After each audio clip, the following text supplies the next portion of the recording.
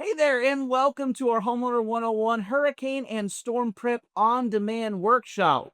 Man, that is a mouthful, but It is. it's going to be a really great workshop. We are so glad that you're here, and you are already miles ahead of a lot of people because you're taking the time right now Yeah. to start getting prepared for that emergency, for that inclement weather, and for that hurricane when and if it comes. So, welcome. Yeah. Glad you're here. Absolutely. Before we get started, we want to talk to you a little bit about this platform. It is on 24 and it allows you to watch this on demand. We have a couple of things for you. First, the related content window. Down there, you can see resources that we're going to be referencing throughout the workshop. Things like flash.org. We have a PDF for you, and a couple of different programs that you can work with. So check that out, making sure that you're right down there. That is yours to keep.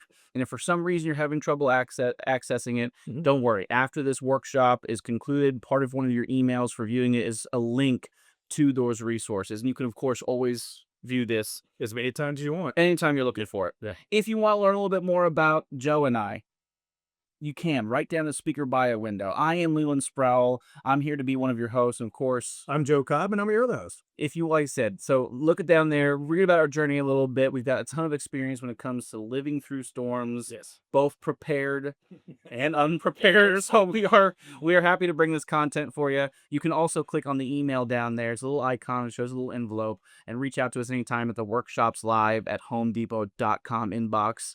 We love questions. Mhm. We thrive on feedback. So let us know. Yes. Absolutely. So that's on 24. You can also find in our related content links to view some of our other live workshops. In those live workshops, you'll see us on camera. We'll explain content at the end, but you can also ask us questions live during those. We have a wonderful Homeowner 101 series and a great DIY series where we show you step by step how to Mhm. do a few things. So come check those out. We would love to see you.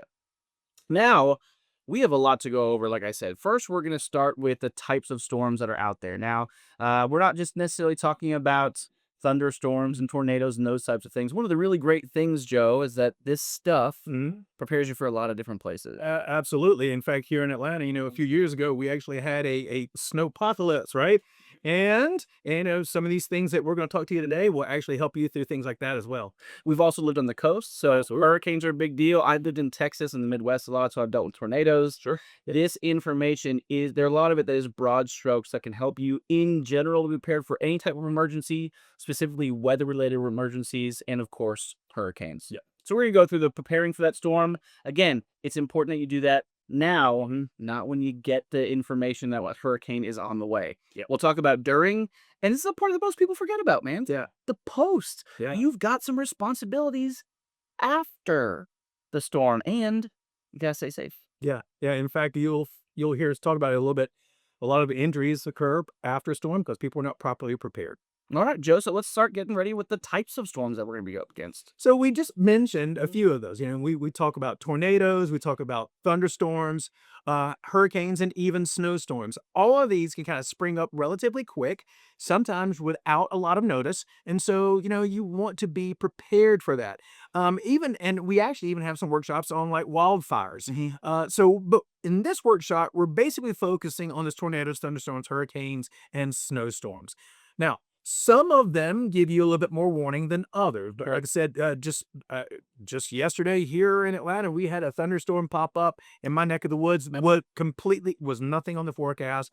It was pretty heavy. So what we want you to understand is the difference between a storm watch versus a warning. Always confusing. It is very confusing for a lot of folks, and a lot of times we have found in the aftermath, people responded to the incorrectly. They didn't know the Yeah. difference between a watch and a warning. So Yeah. first off, what is a watch?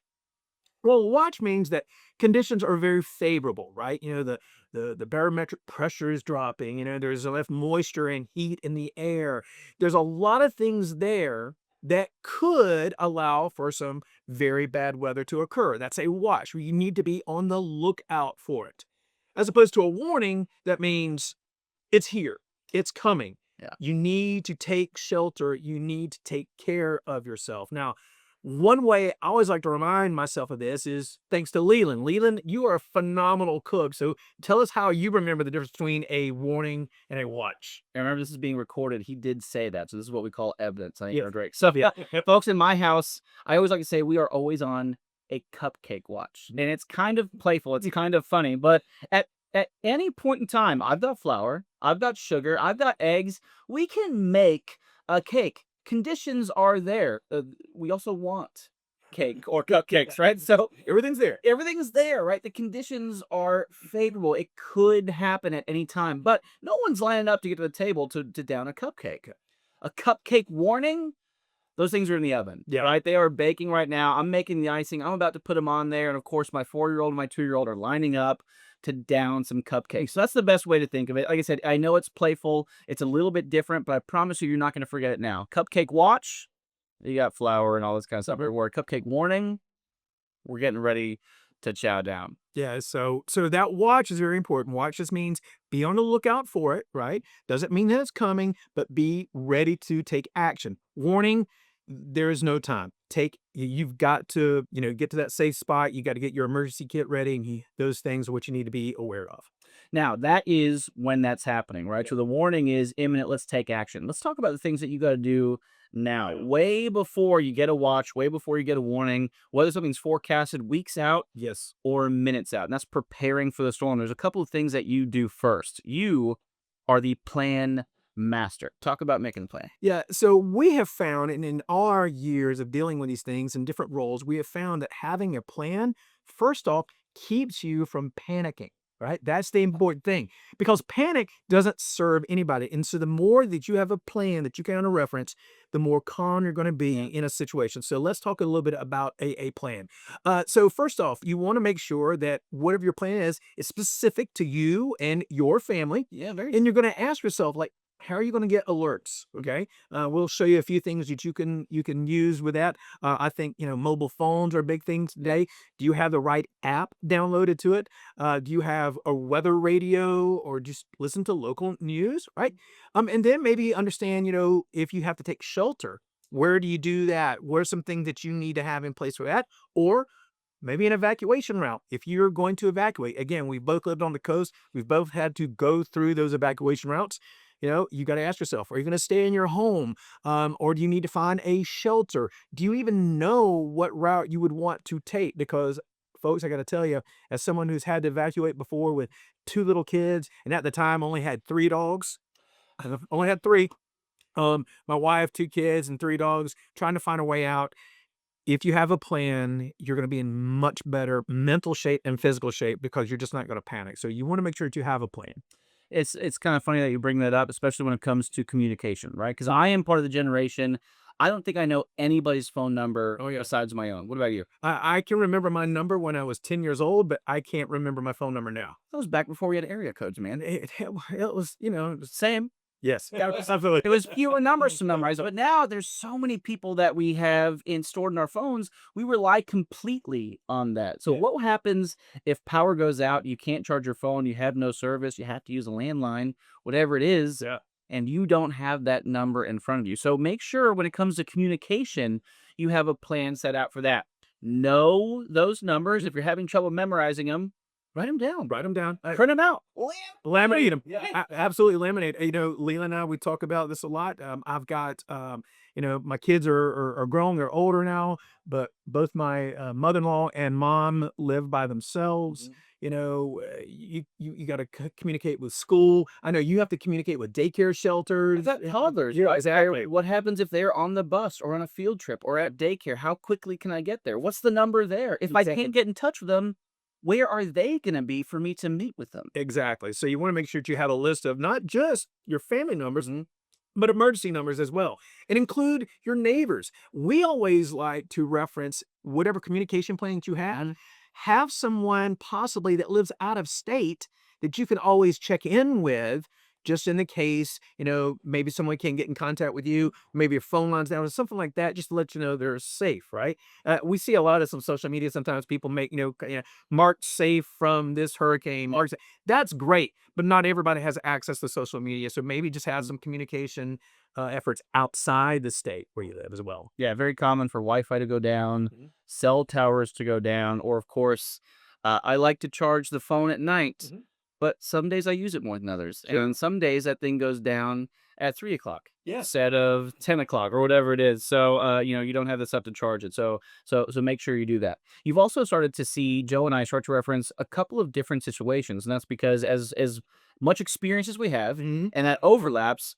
Joe, your and I's house are very, very different. Like we just said, I've got two toddlers. You've got 7 dogs now. 7 That's dogs. like he said he used to have three. I've got I 7. don't know where the equivalent is, how that dog to toddler math works, It's but about the they're same. different. It's about the same. About the same. They are different. So when you're creating this communication plan, what works for his household with kids grown Mhm. is not what's going to work for mine. Also, my mother-in-law and my mother frequently stay with us, so we have to think about their mobility. Same thing with getting up and down the stairs. Same thing with responsibilities. I have special needs for my pets who are very, very old and not as mobile, and my kids who are very mobile, maybe too mobile Yeah, right there, yeah. at this point. So those are very different. There are other special considerations too. Yeah, so, you think about it, so, yes, I have both my kids drive now, one kid's off at college, one is in high school, and so they're driving on the road, so again, household specific. If there's inclement weather and you're on the road, where do you go? What do you do? And it's a common misconception that most children would think, "I've got to get home. I've got to get home." That's not always the best route to take, right? I've known kids before, the schools and such, school let out, bad weather start out there. We're like, well, I got to get home away from the school. I don't want to be trapped at school. No, maybe stay at school is the right thing. So do you have that information? Do your loved ones know that information? Same thing, right now gas prices are high. We share a car. Drop my wife off at work this morning. If there's inclement weather, how would she get home? What can we do? So again, these are things you need to walk through. My kids always laugh at me because every Sunday I just kind of we talk through things, talk through the week. What's the plan? Worst case scenario. And guess what? If it ever does happen, again, we're very calm and we can react to it. So, Yeah, good advice. Now, no amount of preparation mhm. is going to work if you can't subdue that panic. There's only one way to subdue that panic, and that is to practice. Practice, practice. Practice. We're not looking for perfect here. Well, We're yeah. looking for the muscle memory. We're looking for your family, your friends, your loved ones, whoever's around you in an emergency situation knows what to do Sweet. and when, because that is what takes over instead of the adrenaline, instead of the panic, Yeah. and instead of the worry. Right? Yeah, here's a great example. Last year, I was working through my mom, helping her out. She has a generator in case of inclement weather. Mm. She lives in the woods and everything, and so we were walking it through it. And instead of me cranking it up for her and everything, I walked her through it and see and what we realized is that she had a hard time pulling that cord, right? Had it shoulder, so we switched it out. We now have an electric start generator. She knows the process. Put it down, put it on a laminated sheet of paper, and so now she's got a process of how to checklist everything off to crank that up. So it's just little things like that. It doesn't Mhm. really hurt to do it, Yeah. and we recommend what, once a month, once every 8 weeks, at least to practice a little bit. Especially during the season that might be submit. Right. Okay, there are tornado seasons, there are hurricane seasons, there Mhm. are times where you got to be prepared for blizzards or snow. So when it's particularly capable of happening, Mhm. definitely practice more. That's that once a month. Absolutely. When it's the off season or things just don't line up, yeah, go ahead and wait every 8 weeks. Yeah. And don't be afraid to give other people responsibility. You may be the person watching this workshop because you're ready to prepare. Other people in your house can do stuff, not the dogs. Well, they know what to do. Well, yeah, they got that muscle memory to go Hey, downstairs and listen, get down. honestly, we've had this prep now because we have a basement. We'll talk more about where you can shelter in your home, but we have a basement. We actually have some kennels down there. And at least once a month, we practice. We got a bag of treats. We shake that bag. It's Pavlovian. They go running down the steps. Same thing works for me. Exact. Well, there you go. So maybe cupcakes for Leah and treats for my dogs. Yeah, there's nothing wrong with practicing with your Mhm. pets as well. Yeah, it's like I said, it gets part of that. Get everybody their responsibility of where they're supposed to go, and have it make sure they can have that done if you're not at home, because it's not always going to happen after work, right after dinner, and it ain't going to happen. Exactly. So, now we've been talking a lot about household specifics, and we've been talking a lot about the preparation, but we haven't talked about the things that you need to do that are kind of outside your control. Things like Mhm. insurance. Yeah, big piece. Yeah, you don't make the call to get the insurance when the hurricane's coming. You can't get a A policy. lot of times, though, you can't. If you live out on the coast and even if you're not a homeowner, if you're living in an apartment, we recommend get renter's insurance. Yes. You get can the actually get, but insurance. you can't get it the week of a hurricane. You're not going to issue that. So these are things that you need to seek out now and be prepared. Not just storm insurance, Mhm. but we're talking about flood insurance as well. It's one of the absolute biggest destroyers of homes, and Yeah, one of the biggest thieves in America today is a flood. yeah, yeah. Water damage is no joke because there are a lot of ramifications that happen after water damage. And remember, insurance is supposed to make you whole, but if Mhm. you don't have flood insurance, then things like that might not be covered as well. So if I've got homeowners insurance or renters insurance, shouldn't I already have flood insurance? Not always. Not always. Mhm. A lot of times you are not covered in the event of a flood because you're not in a flood plain, Mhm. right?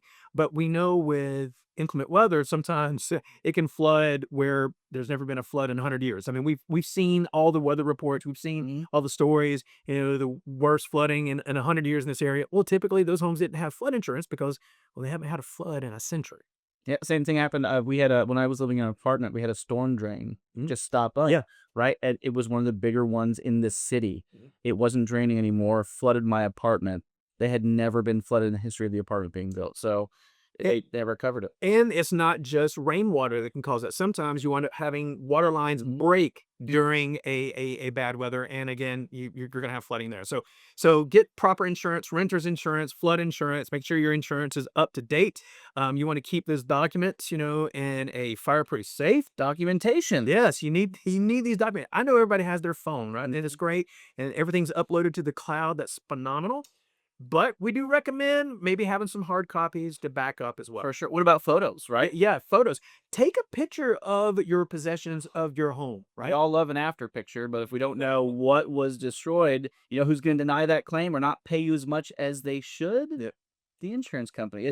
Because they don't know. They don't know it was there. It's hard to give you the amount of money based on your word alone. So having before pictures is just as important and sometimes way more important Yes. as an after for what Yes. may have happened. So get that stuff documented. And you know how much I hate driving in Atlanta traffic, Leland. We have heard. That's so let's talk a little bit about vehicles though. Well, the other thing about vehicles is you want to make sure that you have your cars are gassed up, make sure that Or charge. are charged up. Yes, yeah, Mhm. absolutely. And we'll talk about some things you may want to have in your emergency kit as well for any types of auto issues as well. So let's talk about emergency kits, Okay. right? Because Yeah. household specifics, you and I have different ones, and folks are in for a treat because we actually bought and brought our real Yes. emergency kits. Hopefully, there's not a hurricane happening at the house right now Right. because I brought my emergency kit here.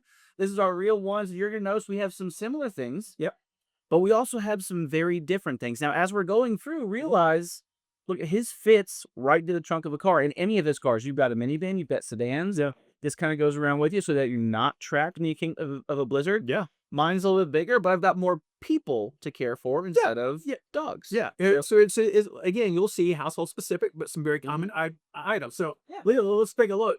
First and foremost, very, very important for me. So we actually have a medical kit. Yeah. Okay? Now, this is a little bit bigger than you don't need necessarily a medical kit this size. But again, I told you, I've got a mother-in-law and mom. Sometimes they stay with us. Sometimes, for a few weeks or whatever. So we got a blood pressure cuff in here, stethoscopes, a little bit heavier duty Mhm. medical kit just in case. And yes, this goes on vacation with us as well. It definitely should. Now you can buy those pre-done. Feel free to add to them, but they sell plenty of good ways to start as a base. Sure, Now I absolutely. won't pull my first aid kit out of this 'cause it's completely different. My wife is a nurse, now a nurse practitioner. So ours is the size of this. It's a small cooler that we use for our first aid kit. But by the way, it's labeled. Make sure everything in there is labeled. Yeah. That actually brings up into the next point is that if you have medications, if you're gonna bring those, do got specifics, make sure they are labeled, right? It's okay to talk to your pharmacist to get a little bit extra, maybe for 72 or 96 hours if you need to. Yes, absolutely. Maybe have that conversation before once you get that prescription. Hey, if I ever need to, could I do it? If you are going to take medicine that is necessary for you or anyone in your household to function day to day, bring it, Mhm. keep it in its bottle. Yes. That way it is labeled. Don't have a big bag of pills. Yes. Keep it in its prescription for a lot of different reasons to make sure you can take it. If authorities find it, they can return it to you. Yes. Whatever it is, keep it labeled, keep it in that bottle. Absolutely. Something else that you probably want, and you think, hey, this is pretty much common. Yes, you'd have that. Excuse me. Flashlights. Yes. Now, flashlights. Now, Leo and I do a little bit different with our flashlights. My flashlight, it's battery powered. I love it. Kind of fits in here, one battery for everything, and also loads kind of twist around. Right, it's kind of pretty cool. One thing about a flashlight though is Leland and I are always surprised. You need more than one flashlight. You need a flashlight for every person in your family that would be Absolutely. around during the emergency, plus one, Yes. just in case. So I've got one of these. I love it. It's kind of like dad's flashlight. That's the one I carry around. But I also have one of these. So this can sit up and be that light for the area. But it's also, if we're gonna, for some reason somebody's going out to look for something, these break into multiple ones. So there's a couple of different ways that you can do this. Yeah. As long as you have flashlights and the batteries for them. You don't want to be caught with all these amazing flashlights, but none of them work. Yeah. All right, so definitely have the batteries for those. So we talked about batteries. So yeah, we've got, regular batteries, DEC batteries. We also got these rechargeable batteries that we use. The reason why I like this is because I have this very nice state-of-the-art weather radio that actually uses the same battery. It also has batteries inside in case this runs down. Also love it. You can actually charge a phone here on the side as well. So that's a great. It's not bad. It's a great. No, Mine's a little bit better. no, I'm sorry. This is the top of the line. Top of the I line. have this really cool weather. We do have the same storm radio. We do. Like I said, because of that battery interchangeability, but I'm going to take it a step further, folks. I keep the instruction manual strapped to the back of mine because I never use this thing. I just forget how to use it all the time. You may be the same way. So if I'm in an emergency, talk about panic, talk about adrenaline, I want to make sure I remember how to use it. Like I said, it's also got that USB for charging that you mentioned. Loves it. This is a really great storm radio. You don't have to go with this one. Just get one that does all the things you would need of it. And there's a couple out there literally that you don't even use a battery. They're the old crank charge. It's just manually you crank it up and they work as well. If it works, it works. It works, absolutely. What else we got in here, leaders? Oh, I know. We get this a lot. Okay, so you're gonna see me, with some candles and some lighters. Okay, so we talk about lighting as well. Candles, lighters. We have flashlights? Even though we have flashlights, because sometimes these batteries may run out. But little key tip here: candles and flashlights are great during the storm. You don't want to use them after a storm. Super, super important. Natural gas, different pockets, other chemicals around there. Don't know what's flammable, don't know what's leaking. Yes. Never use fire post-storm. Post-storm. Really, really important. Yeah. All right. Now listen, we've talked about this a lot already. You have dogs. Yeah. I have dog.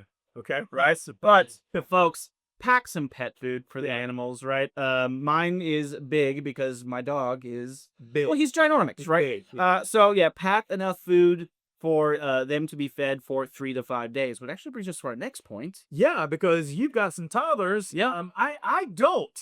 So I pack plenty of water, That's true. And I also pack water, but I'm a big fan of putting it in the Home Depot buckets. which is you taught me this is a great thing. If you're panicking and trying to go to the store, and we always see these people trying to buy out all this water at any given time. You don't necessarily have to go and buy bottled water. It's a really easy thing you can do, right? Yeah, so we talked about the food for your pets for 3 to 5 days. You need enough supplies, food, and water for 3 to 5 days. Now, I love those Home Depot buckets. They're 5 gallons. That's 1 gallon per person. I sometimes say my mom and my mother-in-law is with us, so that's 1 gallon per person for drinking per day. So if I've got 5 people in my home, I need 5 gallons per day. So I'm filling up 5 Home Depot buckets. They've got lids. They can stack really, really well. And of course, in a bathtub or those types of things, they can be filled up pretty quickly. Yeah. They're also really good for rinsing or having waste issues. Folks, Yes. to forget about, sometimes you got to go when the power's out. Yeah. But don't worry, your toilet is not powered by electricity or even functioning running water. It is all gravity. All you have to do is fill the tank up or the bowl and it will fill up and flush itself once it puts it. By the way, come check out our DIY installing a toilet workshop. We talk all about this, but you can use that water to pour into the bowl to manually flush your toilet. Yeah. Now, if you're worried about water sitting, a quarter cap of bleach in 5 gallons will sanitize it and still keep it safe for drinking. If for some reason you're worried about water contamination, so you can use that as well. Very easy to store and get when you need it. Absolutely. Or even 72 hours or so beforehand. You don't have to be, You don't have to be freaking out and doing all kind of stuff while that storm's hitting. So literally, you can fill up some of those buckets and be ready to go as if you can't get a hold of any water like this. What about food? Okay, well, so this is what we talked about. You have some kids in your area. So well, why don't you show the food that you have because I know y'all love eating it. So that's the thing, right? There's a couple cans that we have in here. There's a couple of pouches. There's my couple of pouches that we have in here. Here's the key. If you are going to have cans of food or pouches, make sure it's food you actually eat. If you have a baby, you can save breast milk. Of course, you can go with formula if you need to. If you've got toddlers who are very specific, peanut butter and jelly sandwiches, Yep. Chicken nuggets, whatever it is, make sure it's food that you'll actually eat and not just some of the stuff that we pull out of the pantry that gets kind of stored back there for a couple of years that we forget about it. Make sure it's food they can eat and that you actually like. And if you have a But you need a can opener. can opener, don't make that mistake trying to carve into one of these with like a survival knife. Yeah. Cutting your hand off or anything that kind of stuff. So get food you'll actually eat. And there are some MREs out there. There's ready-made meals you can store as well. Actually, buy the buckets. Buy this bucket. Yeah. For a family of 4 for 5 days, you're good to go. It's one thing to do. It doesn't have to be in your emergency kit. So a lot of different things out there. A couple other things we'll talk about. So we did talk about having some of those documents, right? Yeah, it's my plastic bag. Kids, okay? Now, everybody wants to play on their phones today. Leland already told you sometimes he lets his phone run down. I would suggest maybe having some card games or some dice games, just something to keep people preoccupied during that weather. We've got things for the kids. And listen, I'd be dead if I didn't bring the passy. I could not survive. Everything else so far, less important. For you or for your girls? Anyway, so the next folks, so like I said, these are households to bring some sort of entertainment. It is okay to have fun. Yeah. It is okay to pass the time, and it's okay to laugh and smile while you're waiting for things to be restored, while you're waiting to be taken or evacuated, whatever it is, pass the time. Listen, I last 4th of July, my family and I, we were actually Key West, our first vacation ever, Key West. And guess what happened the day after we got there? Hurricane. Yeah, there's a hurricane that hit. No, it was a category 1, but we did lose power. There was a lot of flooding. And guess what we did? We sat in the lobby of the hotel because they made us come out of our rooms. Sat in the lobby of the hotel. We played card games for about 8 hours straight. Had an absolute blast. Did you win any of them? I did not. My daughter won every single one of them. Bring games you can win. That was it. That was it. A couple other things. So we talked a little bit about automotive earlier. So this is one thing that I love, especially Leland. When I talk about charging up things, those batteries as well. There we go. This right here is a car charger. It's a battery charger, okay? And so literally all you do is, after this holds a charge, you plug it, it holds a charge, you can charge up a battery if you need to, or you can actually charge up one of these batteries for our flashlights as well. So it's a great little charger, have around. Again, takes care of any automotive issues or recharging something like this. So And don't be intimidated by its size. I was actually at Publix a couple of weeks ago, and I charged someone's F-350 on a similar size. Yeah, it really does. It really does work. It can take care of all manner of vehicles. Absolutely. So Efficiency is important. very, very small. Leland, I know you actually have a tart in there. We'll talk a little bit more about this in just a second, but a tart and some tie-down straps. These are great to have as well. This is Also, twine or rope. Yeah. And anything that ties stuff down. because this is not, you can use this for prep. Mhm. We'll talk about this in just a few moments about securing items outside the home, but you can also use this in a post hurricane or storm area to kind of protect your roof or anything like that. So So you can see these emergency kits. Yes, they're a little bit specific to us, but we do have some crossover, and they are for before, during, and after, specifically to what your house needs, your skill sets, or what could happen when you're there. Speaking of, you just mentioned things that are going to happen outside, right? So preparing your home is one of the things to do, but we've been talking about things kind of in order. You need this done. You need the insurance done. Only right before the storm hits, if you can, do you start to protect the outside of your homes. Things like plywood. yes. Where do they put plywood? So plywood typically is going to be, put around your windows. Now, yeah, well, the ones on the lower level for certain. And a lot of people think, so I'm protecting my windows. Has nothing to do with protecting your windows. Your windows are gonna break. Yeah, what this is protecting you from is objects flying through a window. So you want to make sure that you have it secure. Typically, I love use deckling screws because they can screw right into the framework of your window and it pull right out. Without a pilot hole too, so it's a Absolutely. very efficient Very, process. very easy. Now, if you don't have plywood, because sometimes there's a run on that, guess what? Really strong duct tape will work as well. You want to actually duct tape, there you go, and a tarp or tarps as well. Now, how do you kind of secure that? If you don't have tie downs or tape, don't you have something that is really easy to use in there as well? So I do have zip ties, and I also have somewhere. I know you had it. I just saw it. Did that back. Yes. Good old staple gun, folks. Good. They're cheap. They're easy to use. They're the staples are easy to use. Yes, it's good for tarps. It's good for other tie downs. It's good for bags like lawn bags. Yeah. This is a multi-purpose tool that is fantastic to have in these cases. You would be surprised at how efficient this can really be. Yes, it does require a little bit of grip strength, but again, if you can't do that, Mhm. even things like channel locks or pliers to staple can be done for those who are a little bit more physically limited. So absolutely having a staple gun works wonders. Yeah, so you got your window secure. Other little things that a lot of people don't think about. Secure anything that's outside, like swing sets, trampolines, right?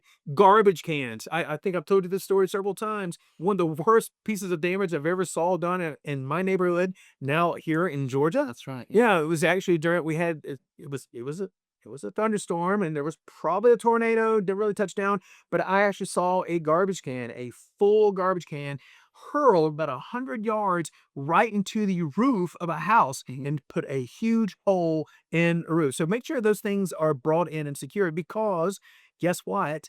If it's things of yours, if you have a trampoline, it flies off and hits a car, you're responsible for the damage. Even if it's not your car, not your yard, not Yeah. my neighborhood. Yeah, exactly. So if it's your garbage can, if it's your piece of equipment, so bring in lawn chairs, furniture, tie down things that you can't bring in, and again, like you said, that twine. If you have branches or limbs or stuff like that, tie them back. Right? Anything within 10 to 12 feet of your home. Right? Yes. Wise man once told me it's not that the wind is blowing. Doesn't matter.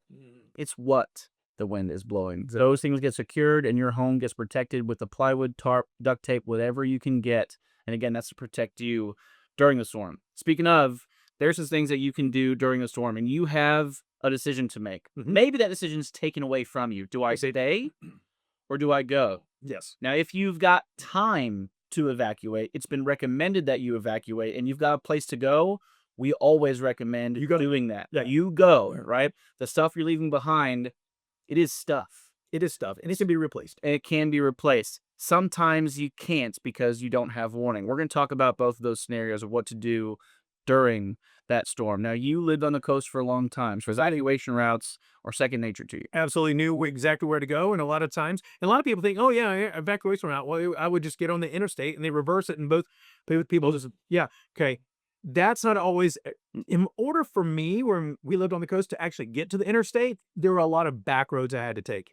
And guess what? A lot of those roads dipped in low-lying areas, and typically they were flooded. So we actually had to have an alternative evacuation route. But I cannot stress this nearly enough. If you have ample warning and you're given the opportunity to evacuate, take your loved ones, take your pets, and leave. Mhm. Okay. And leave as soon as you can. Because one of the worst experiences I ever had was actually being stuck on an interstate during Hurricane Hugo back in the late 90s in South Carolina. I think it was 1989, one of the worst catastrophes in the state of South Carolina. And I was in the low country and I was actually stuck on an interstate. It was not fun.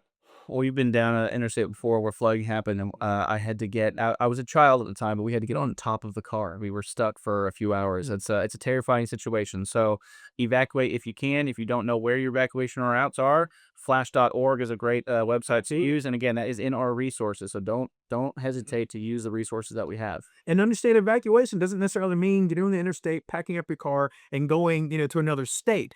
Sometimes it just means getting out of your home or your apartment.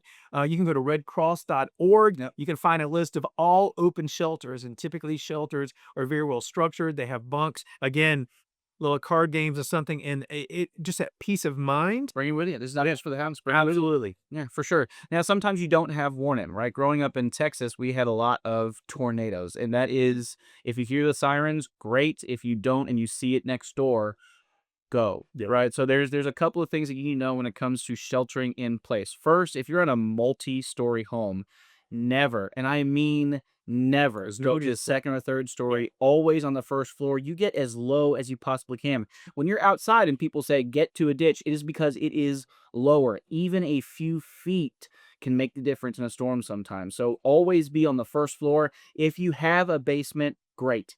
Get into that basement if you can. Wherever you're at, get to a structural wall, right? That some people call them load bearing walls, but Mhm. get to a structural wall. If you don't know where a structural wall is in your home, look at the peak of your roof. The walls that are going the opposite way Mhm. are typically a structural wall. Especially on the first floor, you're going to be looking for things under or around stairs, Yeah.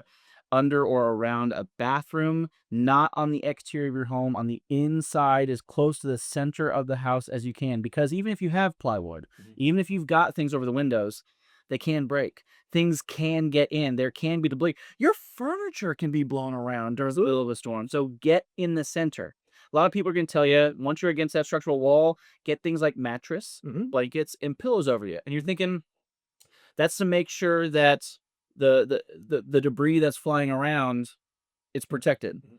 That's to protect you from cuts, Mhm. scrapes, and things. Debris can and will get through that stuff. It can Yeah. pick those things up. That is to protect you and the family. We're not talking about pillows and blankets around the windows or the mirrors. You get it over you and your family and your loved ones, and you stay there until well after you stop hearing wind, Mhm. you stop hearing the noise from a storm. So get there as quickly and as safely as you can. By the way, if you're going to a bathroom, Mhm. if you're going to a closet, empty. Yeah. Right, get stuff out of it or have it not so full that in case of an emergency, you can spend and you can time yourself 25 to 45 seconds to get everything out of it. Anything more than that, it's too full as a shelter in place option. And this is why we say practice, Mhm. because I know you're hearing on this and like, how can I do that? And so that's why you practice. You practice doing this. I think one of the best experiences I ever had during a storm a few years ago, I was not at home. My wife and daughter were home. She was about the age of your little girls right now. And literally we had practiced this. We just moved into this new home. My wife sent me this adorable picture that my daughter was downstairs in the basement up against a concrete wall with her bicycle helmet on, holding two of her dogs, and she was fine. She wasn't panicked or anything because she just like, Dad, I knew what to do, and having that peace of mind is key. That's I love that. So that's during a storm, right? But things happen after a storm. You have a couple of responsibilities. You want to get back to your house as soon as possible. Either. There's a couple of things that you really need to know about. Safety is key. You were talking to me about candles. Yeah, absolutely. So we talked a little bit like during a storm, electricity is going to go out, sure, right? So it's great to have some candles and, a lighter in hand. Yeah. However, as you mentioned, after a storm, typically there are gas line breaks. There could be other types of noxious fumes. You do not want to have anything lit afterwards. Absolutely not. Sometimes there's gas, not just gasoline that's All spilled, right. right? Yeah. That's flooded in the area. Mhm. Which another big thing, man, we talk about this all the time. Every time I see the aftermath of a hurricane or a storm, we always see these kids and people playing in the water. Folks, that please don't ever do that. Here's why. So not only could you have chemicals and everything in that water that could be very damaging, there's also wildlife, right? Yep. There are snakes. Critters. There are floating masses of biting ants. Oh, I've seen those. It's Yes, scary. absolutely, Yeah. and that can take down a small child or a pet, right? In fact, live electrical lines, you can't see what's underneath that water. So it's not one giant pool for you to play around in. Stay out of standing water if you can at all possible. And I know you might want to get into your house as soon as possible, folks. Please make sure it is structurally sound. There's no damage to have that thing cave in and tumble down on you. Yeah. It is absolutely not worth it. Again, this is stuff. So make sure it is structurally sound. You've been given the clearance to come back if you did evacuate by the authorities and make sure everything is okay. Now, as you get to clean up, you might be wanting to use some power tools. You might be wanting to get some of that debris off your yard. And if you do, that's okay, but this is not a shorts and a flip-flops job. This isn't vacation weather, right? Yeah, and so when it comes to properly maintaining our safety, you probably want something like this, some great gloves, like Joking I word I'm saying right now. He's a really great guy. Is Leland talking about me again? Because he always does this when I put this on. But yeah, we talk about this all the time. So many people get injured Mhm. afterwards. In fact, I read a study one time that said the majority of fatalities and major injuries come in storm cleanup. Again, people out there never used a power tool before. They grab a chainsaw thinking that they're going to cut down a tree or a limb or something, wind up Away from it. injuring themselves. So That's why we see those numbers continue to go up. Right now, we have this many, and it happened. The numbers keep going up. yeah. It's from the post. So be careful. By the way, do you have to own all these power tools up front just in case a storm hits? No, you don't. Absolutely not. There's a lot of different things you can actually rent of a Mhm. tool rental place at Home Depot. And again, we'll talk more about this, but you've taught me a great little program about this. If you wind up during the cleanup, I'll talk more about this in just a second. Hire professionals. That's always really good to do as well. So other things that you need, Leland already talked about. He's got something here. He's got some yard bags in there as well. I do. So I keep these in my emergency kit for a couple of reasons. One, if there is debris that I need to clear immediately for me to be safe, right? Mhm. So if there's glass, if there's branches, if there's debris, this can also be good for me to sit on if I need to, or an emergency. It's great to go over a window because these are very tough bags. But I also have things that can sanitize, Yeah. right? Because we just talked about all the chemicals. Mold and mildew pop up way faster than you would think. Anything that can be harmful. So having things to sanitize areas that have been flooded, moisture, things have been blown around, chemicals or other things have burst. Yes. Sanitize areas where you're going to be, and again, sanitize, not just clean, sanitize when you are picking up your home. There's also flooding, glass, these types of things, and mops are pretty good. Yeah, mops are great. Mop buckets are great. You want to try to get up as much water as you can from inside the home. One of the things that happens with standing water, we talk about a lot of different products. Like, we do a great flooring workshop when we talk Love it. about, Yeah. yeah, about 100% waterproof flooring. It doesn't mean it's flood proof. Standing water is no good. It's going to damage your subfloor and it's going to damage your walls. And if you don't get that out, maybe have a dry vac as well. You have to kind of pull up some of that moisture because if you don't get it out, eventually you wind up having mold in those wall areas, and Mhm. mold is just a very difficult thing to deal with. So In fact, those mop buckets can get about a half inch of water in less than 30 minutes. yeah, I You feel would yeah, be surprised how absorbent they can be. It's simple, it's easy, it's cheap. yeah, yeah, absolutely. That's the other thing. Like, there's a lot that's about to go into your cleanup or your recovery or your rebuilding or whatever it is that you have to go through post storm from the minor to the major. And we just talked about all the big tools we've seen: chainsaws, shop vacs, Yes. generators, roofing nailers, dehumidifiers, pumps. You don't have to own all this. No, you don't. Absolutely not. Again, you can go to if you have a tool rental center at your local Home Depot, you can go and get those things there. And we're very, very proud to work for a company that does its best to open back up after a disaster, not to make money, but to help you. Right? That's why we do what we do. Take care of our citizens and take care of folks, and we want you to be safe as well. Which leads me into something else. If you're unsure of how to use a tool or anything like that, Yeah. talk to an expert. Like generators, we hear this all the time. A generator needs to be outside. Okay. You never run a generator inside. The exhaust of a generator needs to be focused away from that entryway. And there are a lot of great generators out there. There's gas powered, there's solar powered, there's battery powered. But again, want to make sure that you're very, very safe when you operate these devices.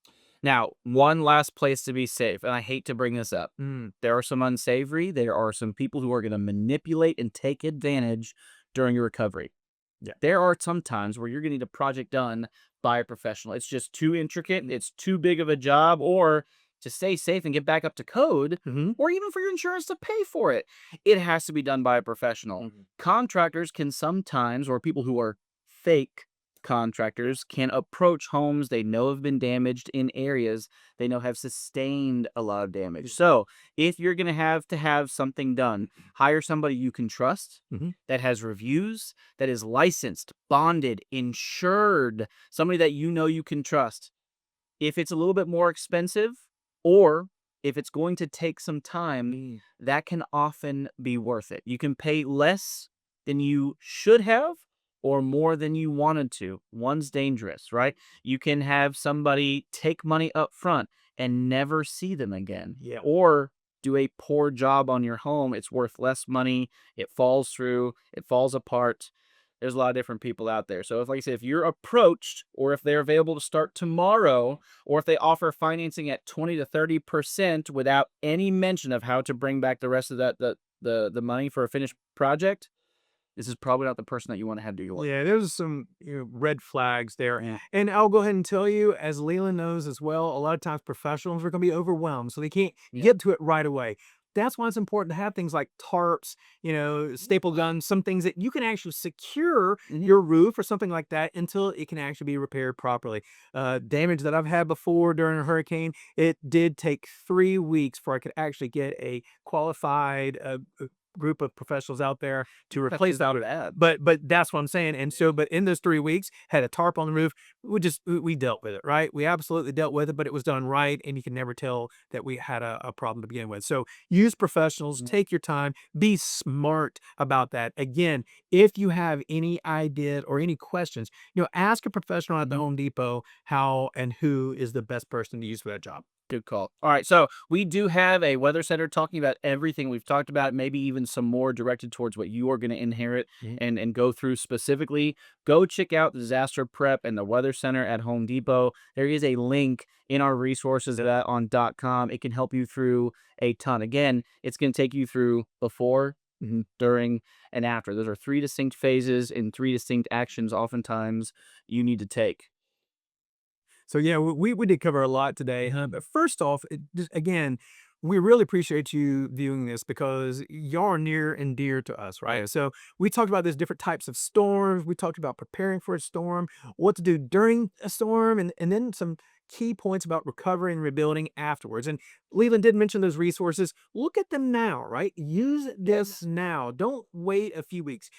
Your your assignment is Should you choose. should you choose to accept it, your assignment is right after you finish viewing for this, look at those resources, start figuring out some things, start building your kit today. You probably have a lot of this stuff already. Mhm. You probably have a lot of that already. So start building that kit as well. Folks, don't forget to check out some of our other workshops, right? We've talked about, mentioned a few of them. They could help you before or after a storm, or just in your home in general, being a better homeowner. So Oh yeah. come check out some of our other DIY or our homeowner 101 workshops. We would love to have you in some of those. Don't forget to take advantage of our resources. And of course, don't forget to be safe. Yeah, absolutely. Well, the season's upon us. We thank you for being here. So on behalf of Leland, myself, our entire Homeowner 101 team, and the Home Depot, thanks for joining us.